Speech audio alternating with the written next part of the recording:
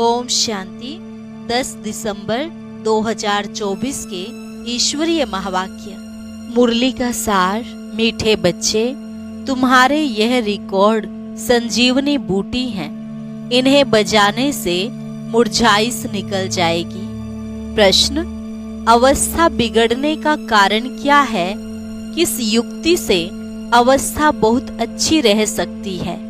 उत्तर, पहला कारण, ज्ञान की डांस नहीं करते।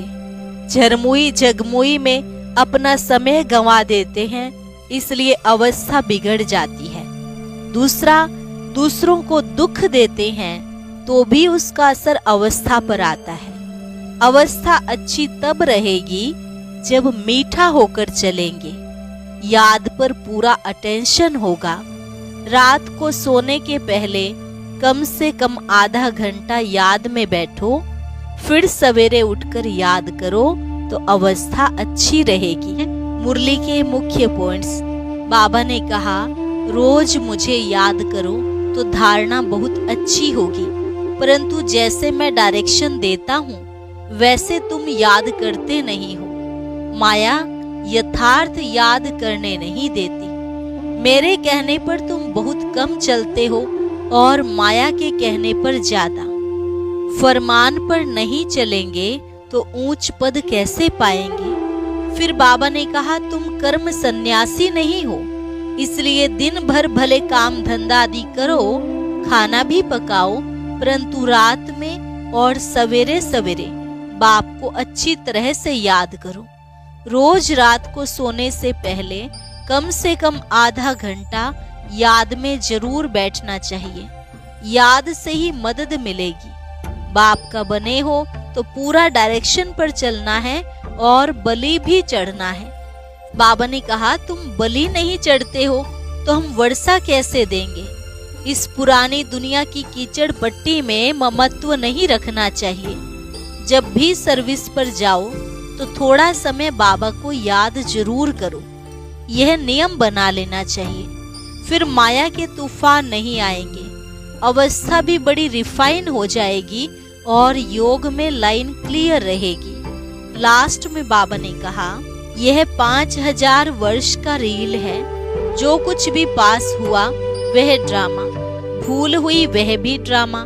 फिर आगे के लिए अपना रजिस्टर ठीक कर देना चाहिए। झरमुई झगमुई करने से अवस्था बिगड़ती है, इसलिए बाबा की याद में बैठ मीठी मीठी बातें करनी चाहिए। अच्छा, मीठे मीठे सिकिलधे बच्चों प्रति मात पिता बाप दादा का याद प्यार और गुड मॉर्निंग। रूहानी बाप की रूहानी बच्चों को नमस्ते। रूहानी बच्चों की रूहानी बाप दादा को नमस्ते नमस्ते, गुड मॉर्निंग। धारणा के लिए मुख्य सार। पहली पॉइंट, पुरानी कीचड़ पट्टी में ममत्व नहीं रखना है। बाप के डायरेक्शन पर चलकर अपना ममत्व मिटाना है, ट्रस्टी बनकर रहना है। दूसरी पॉइंट, इस अंतिम जन्म में भगवान को अपना वारिस बनाकर उन पर बलि चढ़ना है, तब 21 जन्मों का राज्य भाग्य मिलेगा। बाप को याद कर सर्विस करनी है, नशे में रहना है, रजिस्टर कभी खराब ना हो यह ध्यान देना है। वरदान, प्रत्यक्ष फल द्वारा अतीन्द्रिय सुख की अनुभूति करने वाले निस्वार्थ सेवाधारी भव।